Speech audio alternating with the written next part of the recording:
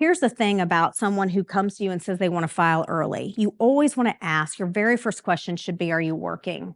Because a lot of people, again, don't know what they don't know. If they're working, the very first question, are you working? If they say yes, you need to ask them how much they're earning.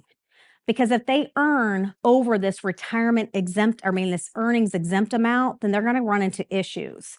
Because this year, if someone is under full retirement age the entire year, that limit that this year it's $21,240. If they exceed that limit, then the excess income over that limit causes Social Security to withhold their benefits half of whatever that excess amount is.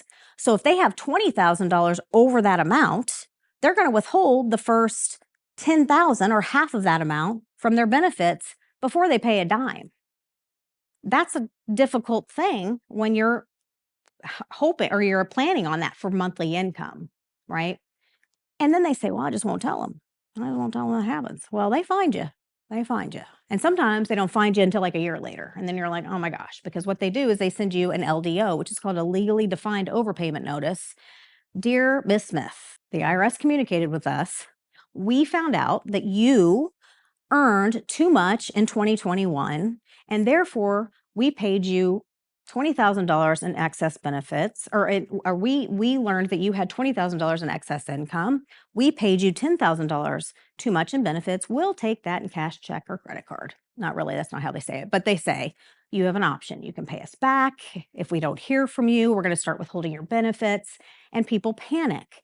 So you want to always make sure that they understand. And a lot of times what happens is people do retire, but then they don't tell you and they say retirement wasn't for me, and they go back to work and don't tell you.